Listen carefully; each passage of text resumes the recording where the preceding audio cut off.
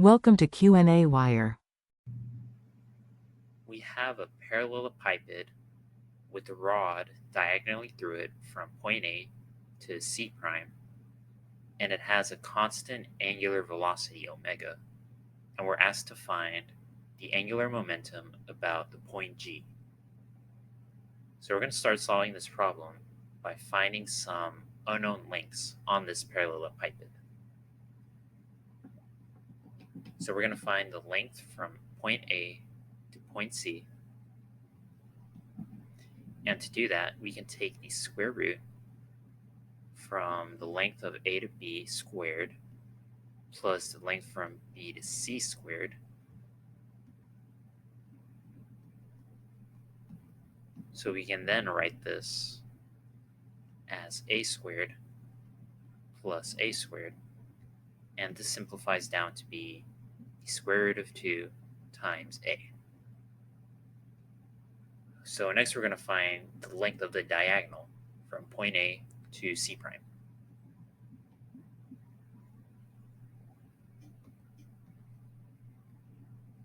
So from A to C prime, that's going to be equal to the length of A prime to C prime. So the length from A prime to C prime squared plus the length from A to A prime squared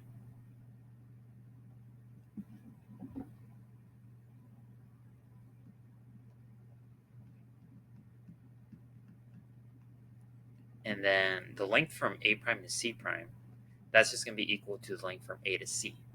Since if we look at our free body diagram, we see that this diagonal AC is just equal to the diagonal A prime to C prime. So knowing that, we can just plug in square root of 2 times A for this term, and then we can plug in 2 times A for the other term. And this simplifies down to be equal to the square root of 6 times A. And we're going to call this distance, we're going to call it D. So next we're going to find the different moments of inertia, the different components of the moment of inertia of the parallelepiped. So for the x component, that's going to be equal to 1 over 12 times the mass of the parallelepiped. And in our case, it's going to be 2 times a squared plus a squared. And this simplifies down to 5 over 12 times m times a squared. And now for the y component, this is going to be equal to 1 over 12 times m, and then times 5 times a squared. And we can simplify this to be 5 over 12 times ma squared. And for the z component, we know that this is just equal to the x component. So we can say that this is equal to 5 over 12 times m times a squared.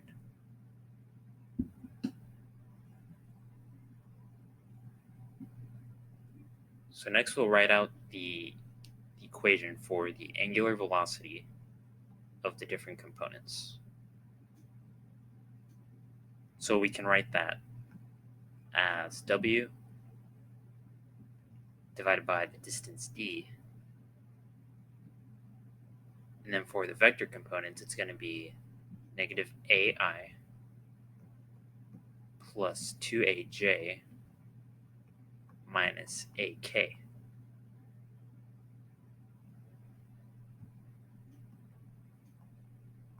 And we can then write this as negative w over the square root of 6i plus 2 times w over the square root of 6 minus w over the square root of 6k.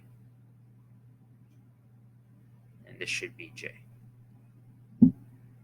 So next we'll write out the formula for the angular momentum about the point G.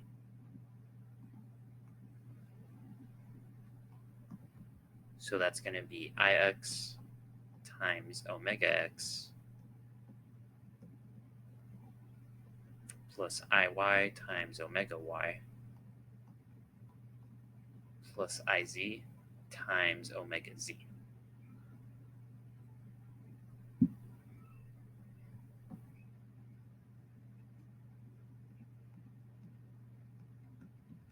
So we can plug in the terms. So we have I of x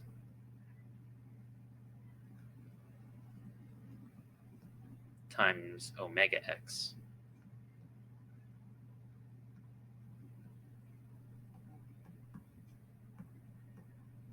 and we have Iy, which we can write as 1 over 6 times ma squared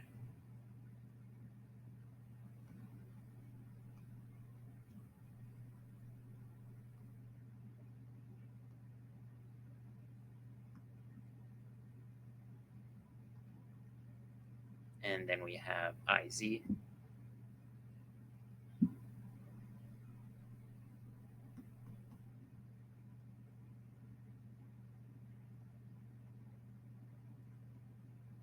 and we have omega z.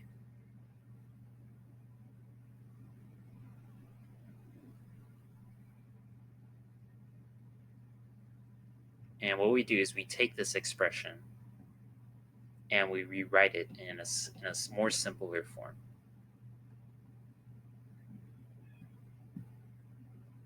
So this is going to be equal to m times a squared times w divided by 12 times the square root of 6 and then times negative 5i plus 4j minus 5k. And now what we do is we take the magnitude of this expression here.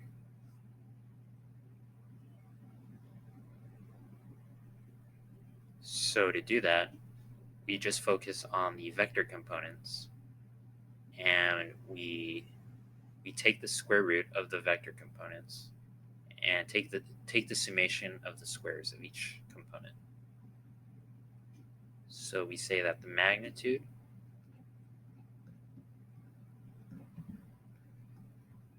of this angular momentum is equal to ma squared w divided by 12 times the square root of 6 times the square root of 5 squared plus 4 squared plus 5 squared. And this will give us a final magnitude of square root of 11 times m times a squared times w divided by 12.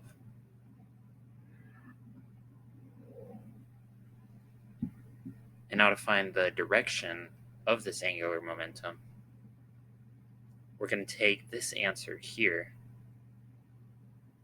Well, we're going to take the vector, so the vector answer here, and we're going to take the dot product of the angular velocity and this angular momentum.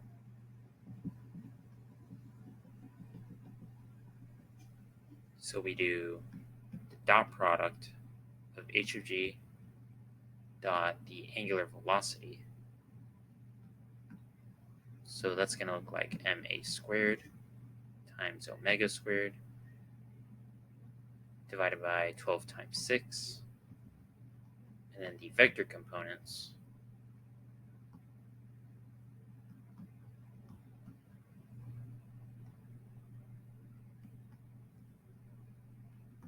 dot the omega components.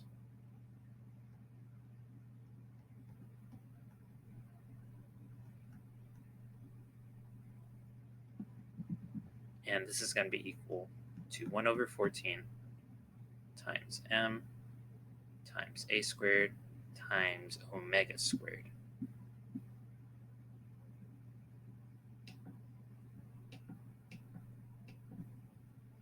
So now we can say that h of g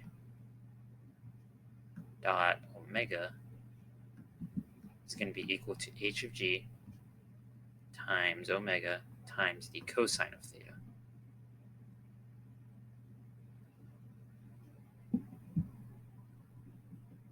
So we say that the cosine, so we rewrite it saying that the cosine of theta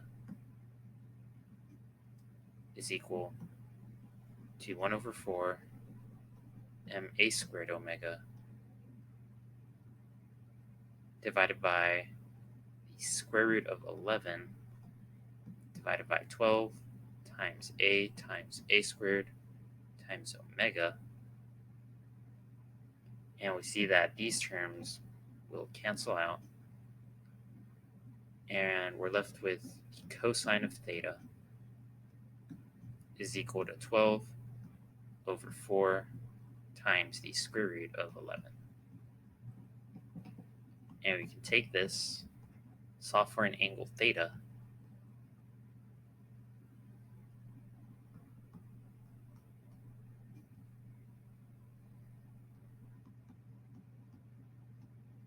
and we'll get a final answer that's equal to 25.2 degrees.